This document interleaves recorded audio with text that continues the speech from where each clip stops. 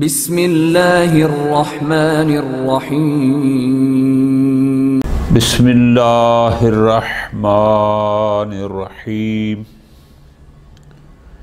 عقیدتنا فی عصمت الامام۔ بحمد اللہ پہلی بحث ہماری خود نظام امامت کے بارے میں تھی۔ ہم اس بات پر دلیلیں دیتے رہے کہ نظام نبوت کے ختم ہونے کے بعد جب اللہ نے فرما دیا کہ حضرت محمد صلی اللہ علیہ وآلہ وسلم کے بعد مزید کوئی نبی نہیں آئے گا، تو نظام نبوت کے بعد ایک نظام امامت کا ہونا لازم ہے، واجب ہے۔ ہم نے اس پر عقلی دلائل بھی دیے، قرآن مجید کی آیات سے بھی استدلال کیا گیا، روایات سے بھی بحث ہوئی۔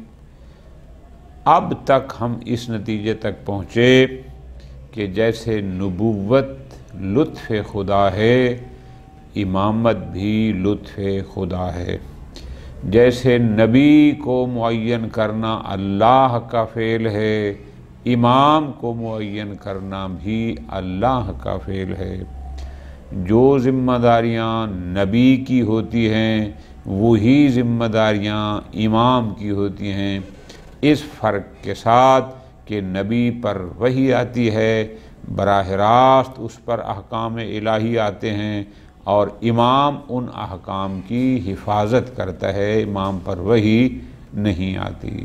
خوب یہ بحث ابھی تک ہوئی کہ پس امامت بھی مثل نبوت کے ہے، فقط یہ ہے کہ وحی امام پر نہیں آتی اور امام کو نبی بھی نہیں کہتے۔ جب یہ ساری بات مکمل ہو گئی تو اب دوسری بحث یہ ہے کہ یہ جو امام ہے جو ہر زمانے میں ایک ہونا چاہیے، اس امام کی عصمت کے بارے میں شیعہ کا، امامیہ اثنا عشریہ کا عقیدہ کیا ہے؟ امامیہ اثنا عشریہ کا عقیدہ یہ ہے کہ جیسے نبی معصوم ہوتا ہے، امام بھی معصوم ہونا چاہیے۔ امام کی عصمت ضروری ہے، نہ فقط گناہان صغیرہ و کبیرہ سے، بلکہ امام ہر اس عادت سے بھی معصوم ہونا چاہیے جو عادت معاشرے میں پسند نہیں کی جاتی۔ یعنی عصمت امام یہ ہے، امام خطا اور نسیان سے محفوظ ہونا چاہیے، امام کوئی لغزش نہ کرے۔ کیوں؟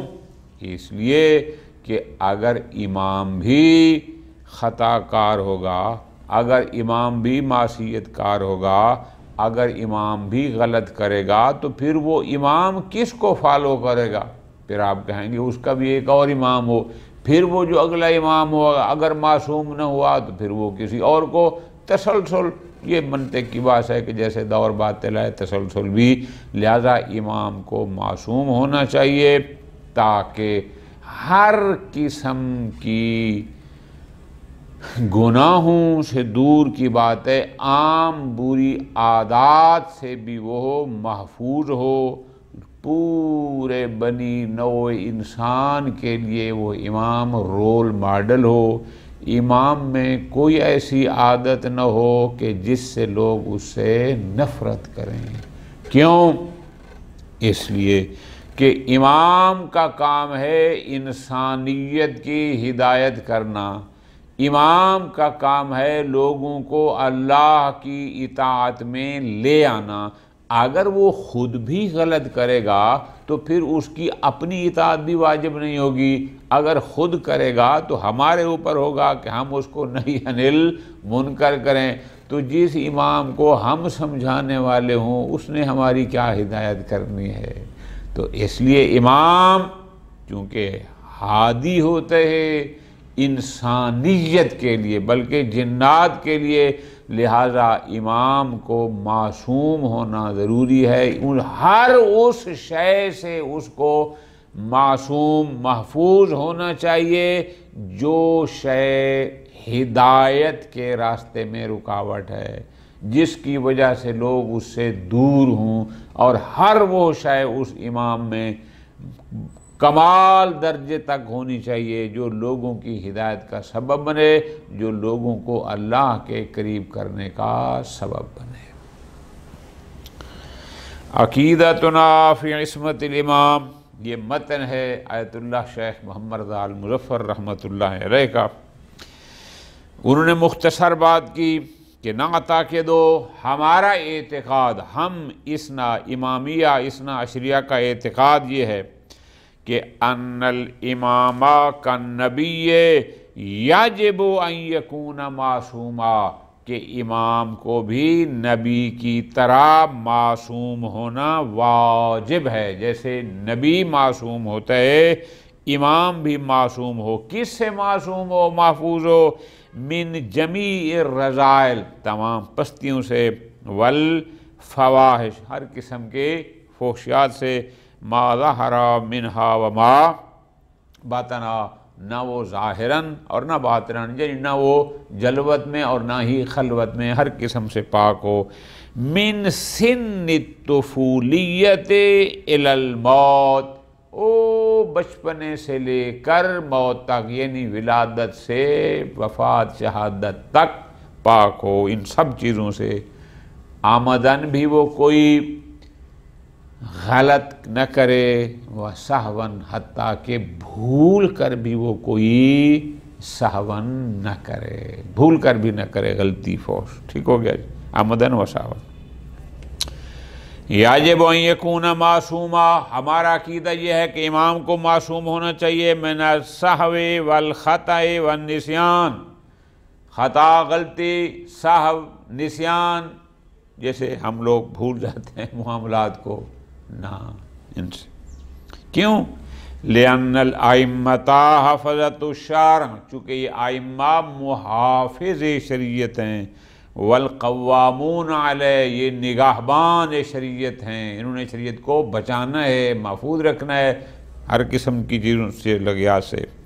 حالہم فی ذالک حال النبی، ائمہ کی حیثیت بھی اس لحاظ سے وہی ہے جو پیغمبر اکرم صلی اللہ علیہ وآلہ وسلم، جیسے وہ شریعت لاتا ہے، شریعت کو بچاتا ہے، شریعت کو پہنچاتا ہے، احکام شریعت کو قائم کرتا ہے، یہ ساری ذمہ داریاں ان کے بعد امام کی ہیں۔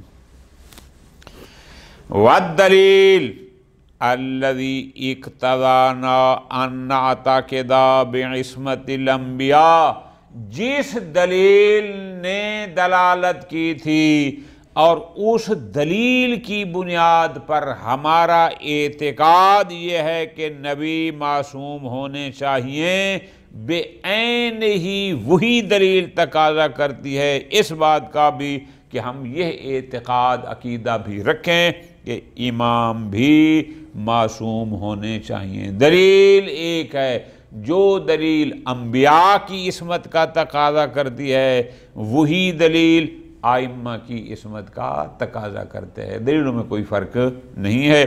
فرماتے ہیں لیس علی اللہ بمستنکر، یہ بات اللہ پر کوئی ناگوار، کوئی سخت دشوار نہیں ہے، ان یجمع العالم فی واحد، کہ وہ کائنات کو ایک وجود میں جمع کر دے، دنیا جہان کی صفات حسنہ ایک ہی وجود میں رکھ دے، اللہ کے لیے کون سا مشکل ہے جو خالق ہے۔ خوب، یہ متن تھا آیت اللہ شیخ محمد رضا المظفر رحمۃ اللہ علیہ۔ آیت اللہ محسن خرازی دامد اللہ العلی اب اس کی شرح میں یوں فرماتے ہیں، لا یخفی علیک ان طریقۃ المصنف لاثبات عصمت الامام احسن طریقہ، کہ شیخ مظفر رحمۃ اللہ علیہ نے عصمت امام کو ثابت کرنے کا جو طریقہ اپنایا ہے یہ بہترین طریقہ ہے۔ کیوں؟ پہلے انہوں نے یہ ثابت کیا کہ امام نبی کی طرح ہے سوائے ایک دو چیز کے، تو اب آسان ہو گیا ہمیں سمجھنا کہ پھر اگر نبی میں عصمت شرط ہے تو امام میں بھی شرط ہے. یہ انداز ان کا اچھا ہے. کیوں؟ بعد ما رفتہ من حقیقت الامامت وشؤونہا، چونکہ پہلے انہوں نے بتایا کہ امامت ہے کیا، امام کی ذمہ داریاں کیا ہیں، امام کے مراتب کیا ہیں، مختلف حالات، یہ سب پہلے بیان کیا. اور یہاں بتایا کہ فإن الامام کالنبی الا فی تلقی الوحی، انہوں نے کہا کہ امام بھی نبی کی طرح ہوتا ہے، فرق یہ ہے کہ نبی پر وحی آتی ہے، امام پر نہیں آتی. ٹھیک ہو گیا؟ الا فی تلقی الوحی، مگر صرف وحی کے حوالے سے. کیوں؟ بعد اختصاص بالنبی، کہ وحی وہ نبی کے ساتھ مختص ہے. امام، ہم شیعہ کا عقیدہ یہ ہے کہ وحی فقط نبی پر آتی ہے، امام پر نہیں آتی. ٹھیک. وَمُقْتَضَىٰ كَوْنِهِ كَالنَّبِيِّ، اب جب ہم نے کہا کہ امام مثل نبی کے ہوتا ہے سوائے اس وحی والے مسئلہ کے، تو اس کا تقاضا یہ ہے کہ ہوا لزوم و عصمت ہی، تو اس کا مطلب ہے پھر امام کا معصوم ہونا بھی لازم ہے. کیوں؟ اِذْ بِدُونِهَا، یعنی بدون العصمہ، اس لیے کہ اگر امام میں عصمت نہ ہو، امام معصوم نہ ہو، لا یتمکن الامام من القیام مقام النبی، تو پھر وہ امام نبی کا قائم مقام بن ہی نہیں سکتا. والعمل بوظائفہ من ہدایت الناس الی المصالح الواقعیہ، اس لیے کہ امام کا کام ہوتا ہے لوگوں کی ہدایت کرنا، مصلحت واقعی، ظاہر کو نہیں، کہ واقع میں تمہارا فائدہ کس طرف ہے، لوگوں کو اس طرف ہدایت کرنا. وَتَزْكِيَةِ النَّاسِ وَتَرْبِيَتِهِمْ عَلَى الْكَمَالِ اللَّائِقِ بِهِمْ، لوگوں کا تزکیہ یعنی ان کو زہد و تقوی کی طرف، لوگوں کی تربیت کرنا اس کمال کی طرف، یہ ساری ذمہ داری امام نے ادا کرنی ہے. وحفظ الشرع یعنی تحریف و زیادت و نقصان واقعا وغیر ذالک، امام کی ڈیوٹی یہ ہے کہ وہ شریعت کی حفاظت کرے، نہ شریعت میں کچھ کمی ہونے دے، نہ احکام شریعت میں کوئی زیادتی ہونے دے. یہ ساری چیزوں میں نبی نے امام نے نبی کا قائم مقام بننا ہے، تو پس جیسے نبی کا معصوم ہونا ضروری ہے، امام میں عصمت لازم ہے. اگر وہ معصوم نہ ہوگا تو یہ چیزیں پھر مشکل ہو جائیں گی.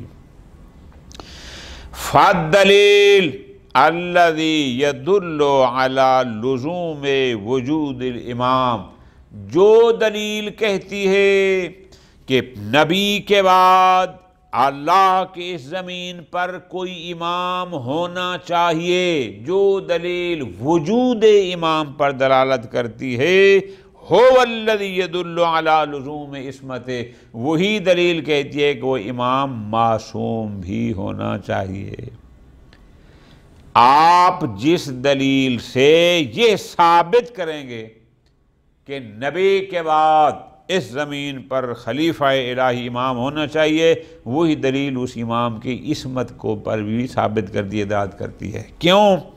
اِذْ بِدُونِهَا، اس لیے کہ بغیر عصمت کے کہ اگر امام ہو اور معصوم نہ ہو، لا یتمکن من العمل بوظائفہ، تو وہ پھر اپنی ذمہ داریوں پر ہو جو اس کی ڈیوٹی ہے. امام کا وظیفہ وہی ہے جو نبی کا ہوتا ہے. اگر وہ معصوم نہ ہوگا تو وہ اپنی ذمہ داریاں ادا کیسے کرے گا؟ یکون وجودہ کالعدم، پھر اس کا ہونا کالعدم ہوگا، ہونا نہ ہونا برابر. اگر وہ معصوم نہ ہوگا، وہ بھی نعوذ باللہ ظلم کرتا ہو، وہ بھی نعوذ باللہ جھوٹ بولتا ہو، وہ بھی نعوذ باللہ فرق کرو کہ واجبات کا تارک ہو، محرمات کو انجام دیتا ہو، کس بات کی ہدایت کرے گا؟ کون سی ڈیوٹی دے گا؟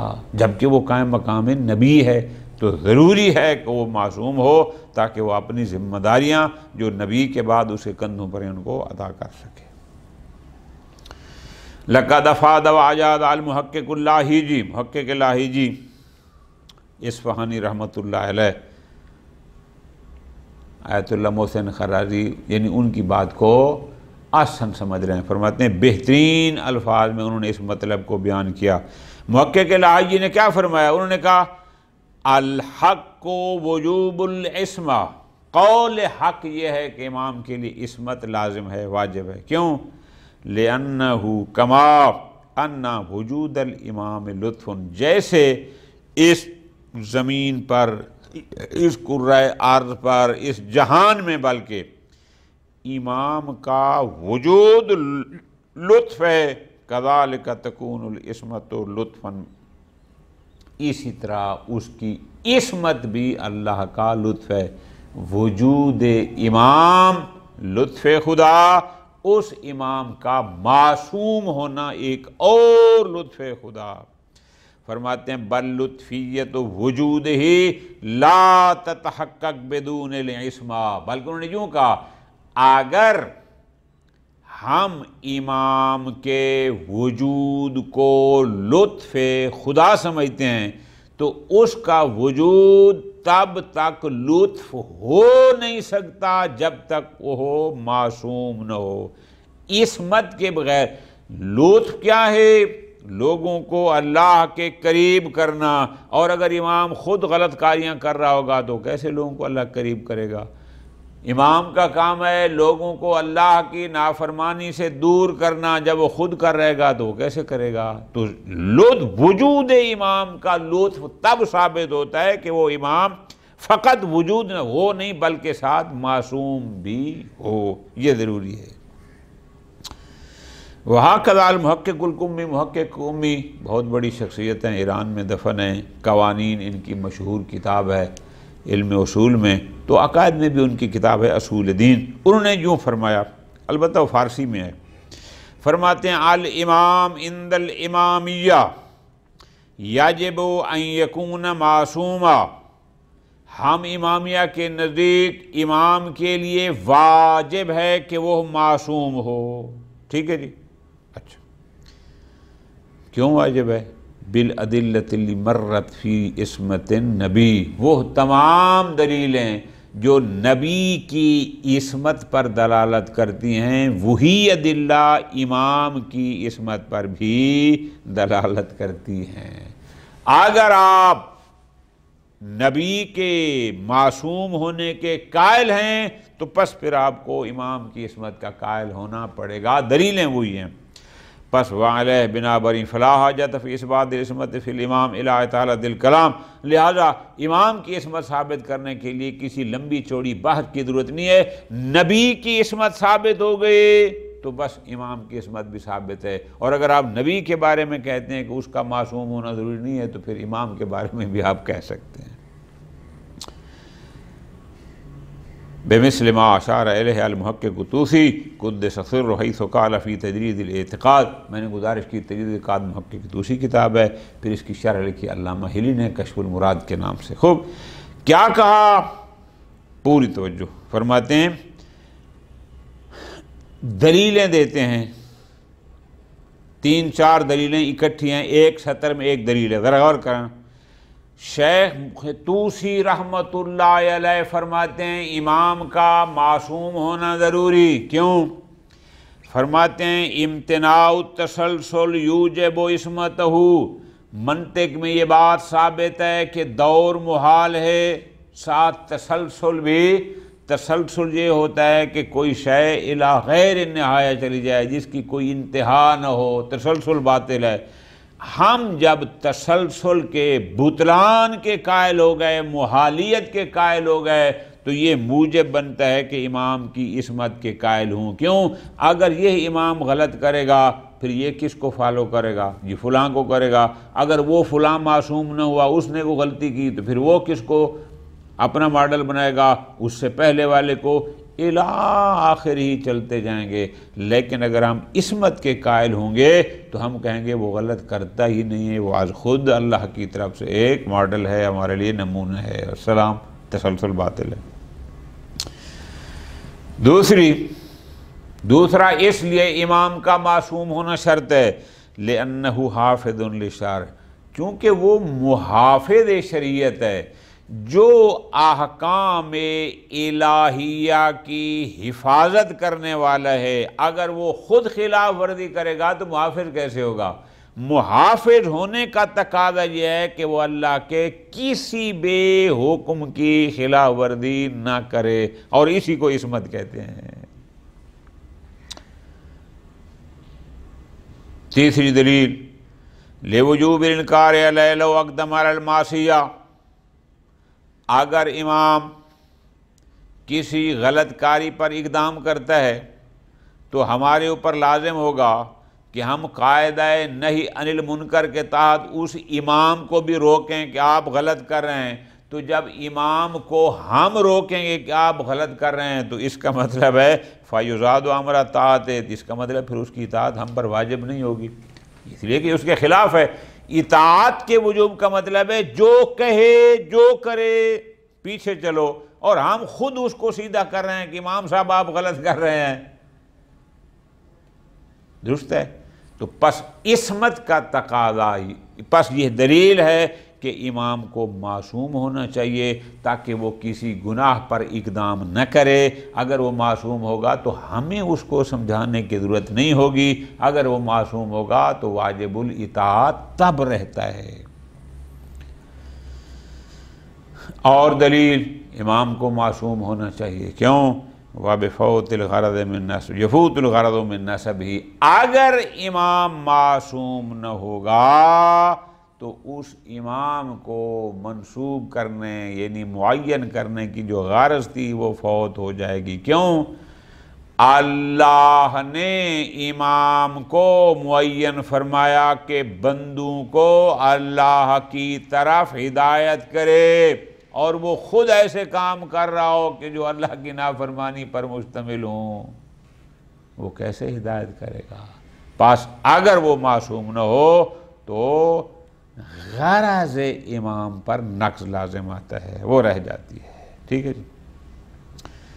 اور آخری دلیل امام کا معصوم ہونا ضروری ہے، اگر امام میں عصمت نہ ہوگی تو لانحطاط درجتہ عن عقل العوام، تو امام کی پھر شخصیت، اس کی قدر و منزلت عام لوگوں سے بھی نظروں میں گر جائے گی، کہ ایک عام بندہ تو کوشش کرے کہ اللہ کی معصیت نہ کرے اور امام صاحب کر رہا ہو۔ تو پس یہ ساری دلیلیں ہیں کہ امام کا معصوم ہونا واجب اور لازم ہے۔ خوب، اب فرماتے ہیں ھذا کلہ مع الغمز عن الادلۃ الخاصہ، یہ ہم نے جو دلیلیں دی ہیں، اب یہ قرآن و حدیث نہیں تھی، یہ ادلہ عقلیہ تھیں، آپ اس کو یوں بیان کرنا کہ یہاں تک ہم نے ادلہ عقلیہ سے یہ ثابت کیا کہ امام کا معصوم ہونا واجب ہے، جبکہ ہمارے پاس ادلہ خاصہ، ادلہ نقلیہ، روایات بھی موجود ہیں جو دلالت کرتی ہیں کہ امام کو معصوم ہونا چاہیے۔ مثلا ان میں سے ایک یہ ہے کہ حدیث ثقلین المتواتر عن النبی، حدیث ثقلین مشہور ہے، روایت متواتر ہے، پیغمبر اکرم صلی اللہ علیہ وآلہ وسلم کا فرمان مبارک ہے، پیغمبر نے فرمایا انی تارک فیکم الثقلین کتاب اللہ و عطرتی ما ان تمسکتم بہما لن تضلوا ابدا۔ اگر امام خطا کار ہوتا، اگر امام پر گناہ کا امکان ہوتا تو اللہ اس کے ساتھ تمسک اور قرآن کے تمسک کو اکٹھا بیان نہ کرتا۔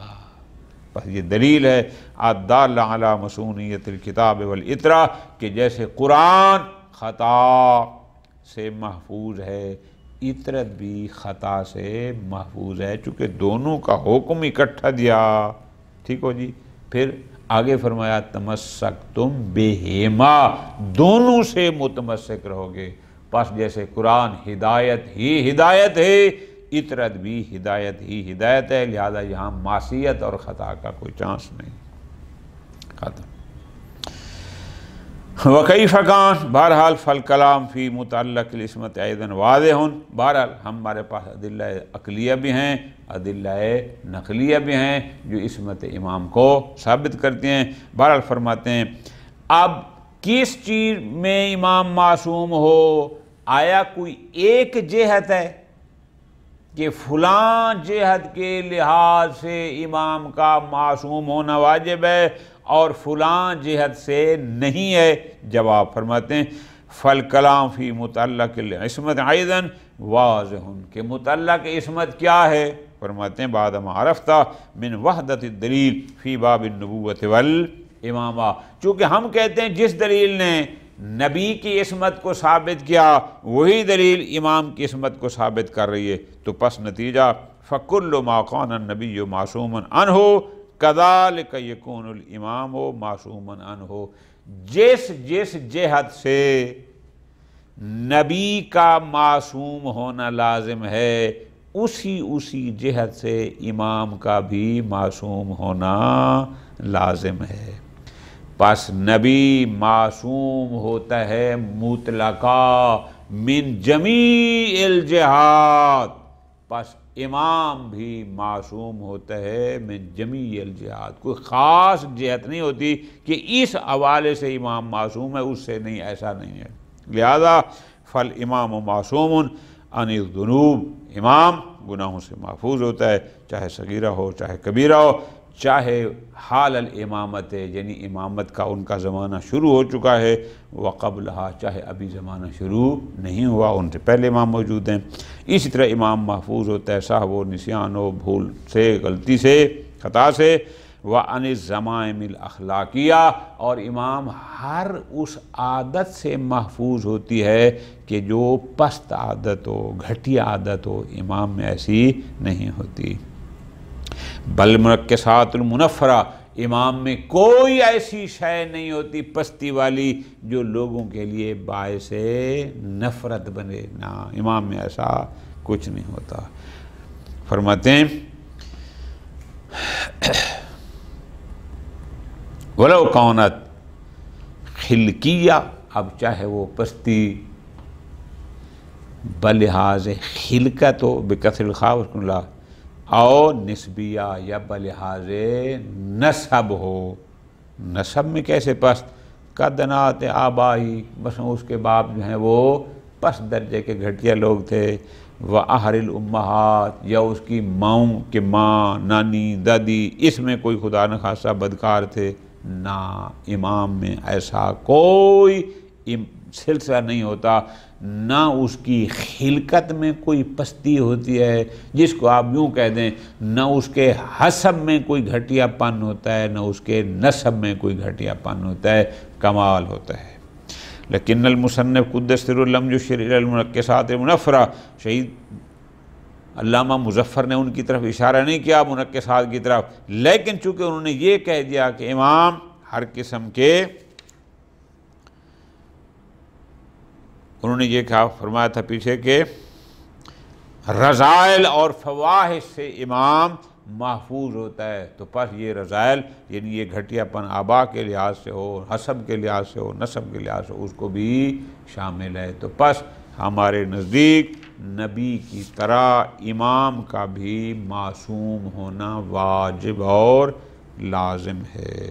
وصلی اللہ علی محمد وآل محمد۔